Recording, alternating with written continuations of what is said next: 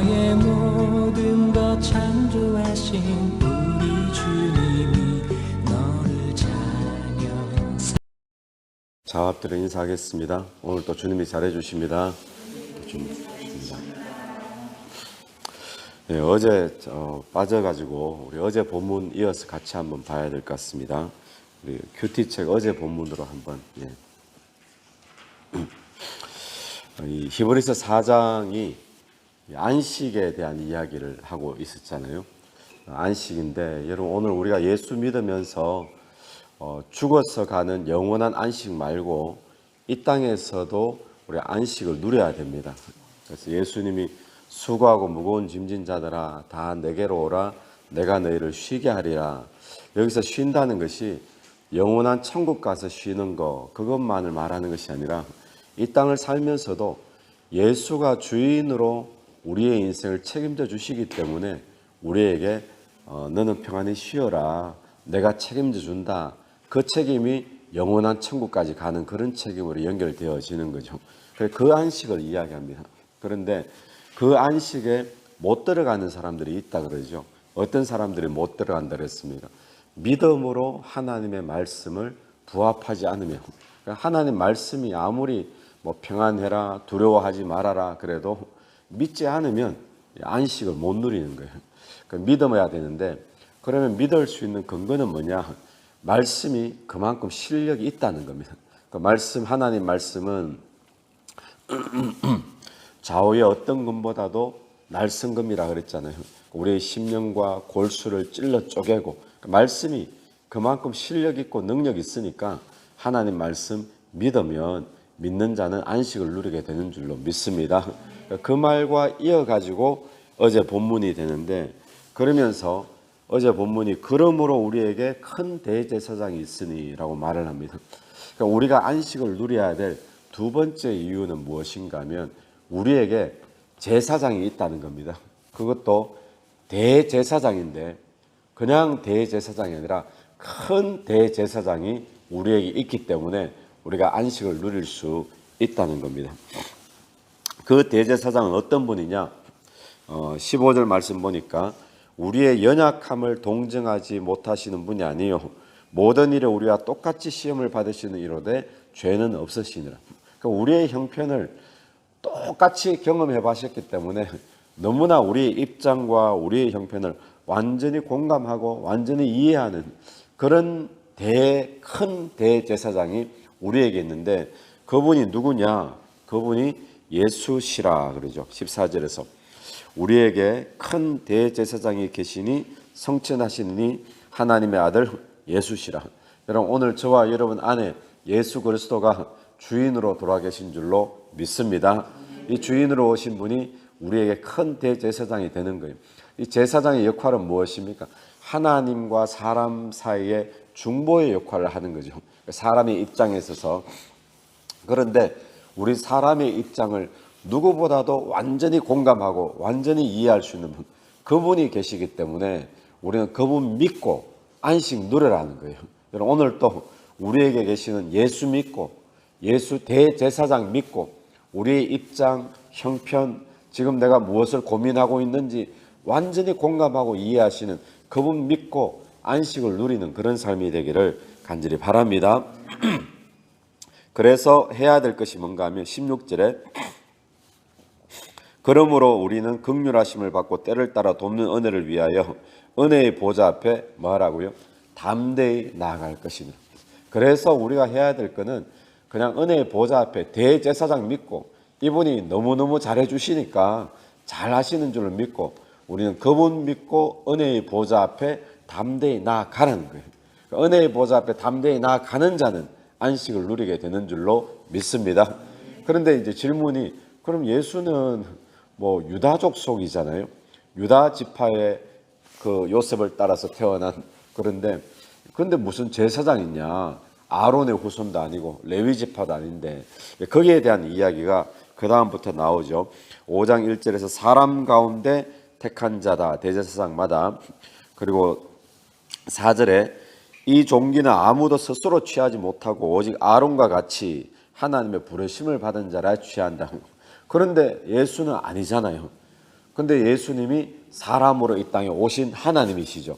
그리고 예수님은 그럼 아론의 반차를 쫓은 자는 아닌데, 그럼 도대체 누구 계보냐, 무엇을 근거로 제사장이냐 했을 때, 우리가 다 하면 또 너무 많으니까 한 가지 이렇게 이야기합니다. 멜기세덱을 이야기하죠. 6절 말씀. 또한 이와 같이 다른 데서 말씀하시되 네가 영원히 멜기세덱의 반차를 따르는 제사장이라 하셨으니, 멜기세덱의 반차를 따른 제사장이다. 멜기세덱은 어디에 등장하는가 하면 히브리서에 나오고요. 그리고 창세기에 등장합니다. 창세기에 이 조카 아브라함의 조카 롯이 소돔 고모라 그 지역에 살고 있을 때 그 지역에 전쟁이 일어났잖아요. 그 전쟁 포로로 잡혀갔어요. 이 소식을 듣고는 아브라함이 집에서 기르던 종 318명 데리고는 쫓아가가지고 연합국을 격파시키고 롯을 구원시키고, 그리고는 전리품들을 다 챙겨가지고 돌아오는 길에 누구를 만나는가 하면 멜기세덱을 만나거든요. 그 멜기세덱이 떡과 잔을 준비해가지고 아브라함에게 베풀어 줍니다. 그러면 아브라함이 그걸 먹고는 이 멜기세덱에게 이 전리품의 10분의 1, 10%를 11조죠. 이걸 멜기세덱에다가 갖다 바쳐요.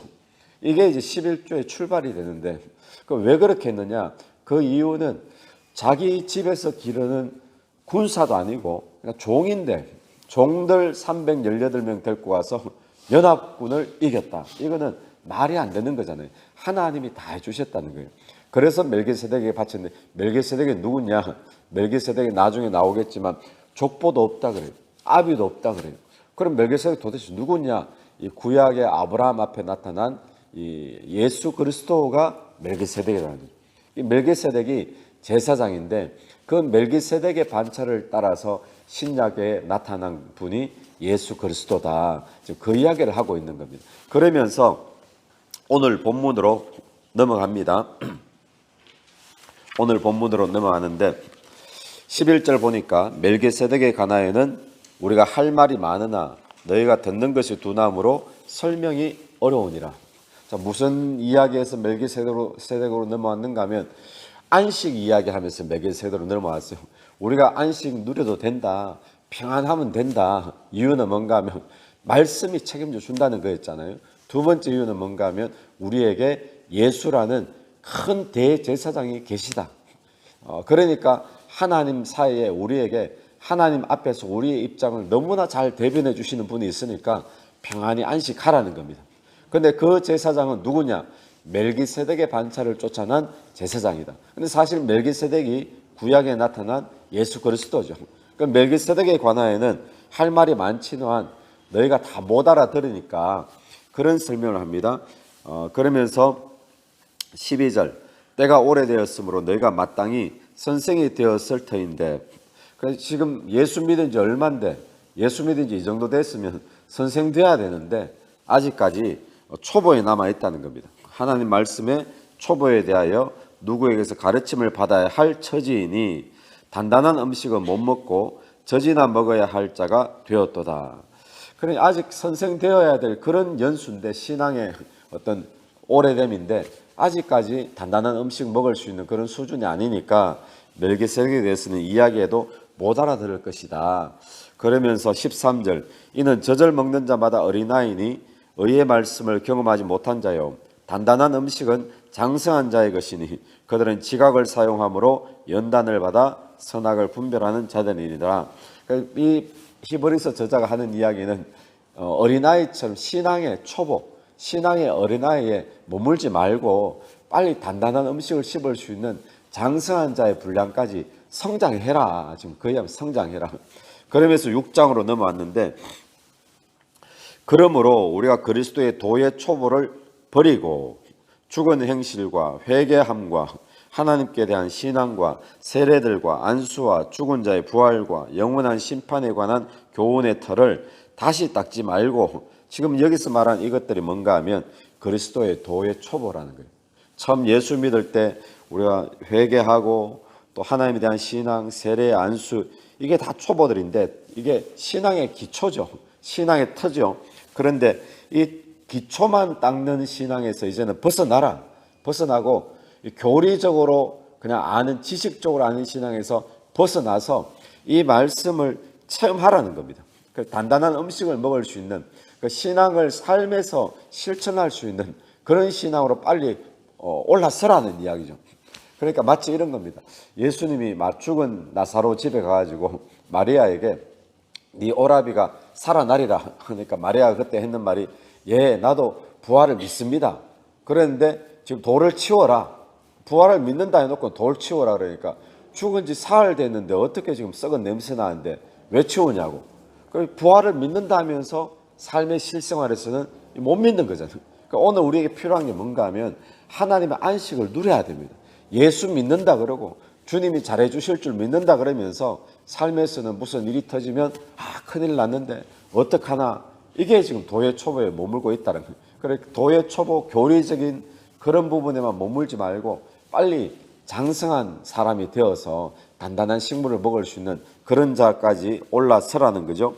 그러면서 4절 말씀, 5절 말씀, 6절 말씀, 이 4, 5, 6절은 이게 지금 성경에 여러 난제들이 있잖아요. 풀리지 않는 난제 중에 하나로 우리가 흔히 그렇게 이야기를 하는데 한번 보십시오. 한번 빛을 받고 하늘의 은사를 맛보고 성령의 참여함 되고 하나님의 선한 말씀과 내세의 능력을 맛보고도 타락한 자들은 다시 새롭게 하여 회개할 수 없나니 이는 그들이 하나님의 아들을 다시 십자가에 못 박아 드러내놓고 욕되게 함이라. 자, 그러니까 우리에게 어떤 질문이 생기는가 하면 어떻게 이미 구원받은 자가 예수 믿고 구원받은 자가 회개할 수조차 없는 그런 배교를 할 수 있느냐 이런 질문이 우리에게 생깁니다. 그래서 이게 그래서 난제라는 거예요. 이게 그러면 도대체 이 구절을 어떻게 해석해야 되는가? 근데 이 구절을 우리가 쉽게 이렇게 생각해야 될 것이 이것은 교리적인 접근으로 이 히브리서 기자가 나타내었다기보다도 교리적으로 접근하면 난제가 되어버리는 거예요. 교리적이 아니라 목회적인 차원에서 이야기를 하고 있다. 이제 그렇게 이제 우리가 봐야 됩니다. 다시 말하면 이 사람들이 그리스도의 도에 오랫동안 머물고 있으면 무슨 위험이 있는가 하면 배교할 위험이 있다는 거예요. 배교할 위험이 있다. 이때 초대교회 당시에 문제는 뭐였는가 하면 많은 문제 가운데 한 가지가 유대교인데 유대인인데 예수를 믿게 되었어요. 예수를 막 믿기 시작하고 그리스도의 도의 초보를 이제 깨닫고 믿기 시작하는데 막 핍박이 있었잖아요. 핍박이 있고 고난이 있으니까 다시 유대교로 돌아가 버린 거예요. 그러니까 이 완전한 제물이 예수 그리스도의 피잖아요. 완전한 제물 대신에 예수 그리스도의 피를 믿고 있다가 다시 그 피를 무시하고는 옛날 송아지와 양, 염소의 피로 돌아가 버린 거예요. 그렇게 이제 공공연하게 돌아가는 그런 사람들에 대한 지금 경고를 하고 있는 목회적인 차원에서 경고하고 있는 그런 말씀으로 받아들이면 이 말씀을 우리가 접수할 수가 있겠죠. 그래서 이 말은 교리적인 차원으로 접근하면 난제가 되어버리는데 목회자의 입장에서 목회적인 차원에서 경고의 말씀으로는 얼마든지 들을 수 있는 그런 말씀으로 봐야 됩니다. 근데 7절 말씀 그렇게 넘어가면 되고요. 7절에 땅이 그 위에 자주 내리는 비를 흡수하여 밭가는 자들이 쓰기에 합당한 채소를 내면 비를 흡수하죠 땅이.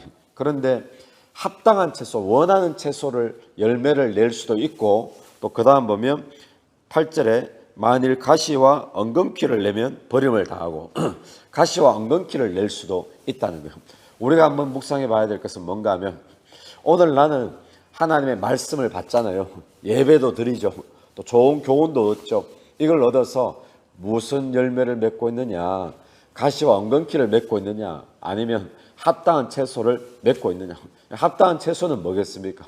말씀 듣고 은혜 받으면 합당한 채소는 하나님 앞에 더욱더 헌신하고 선교하고 영혼 구원하고 그렇게 하는 것이 합당한 채소인 줄로 믿습니다. 그런데 은혜 받으면 뭘 하는가 하면 남 판단하는 거예요.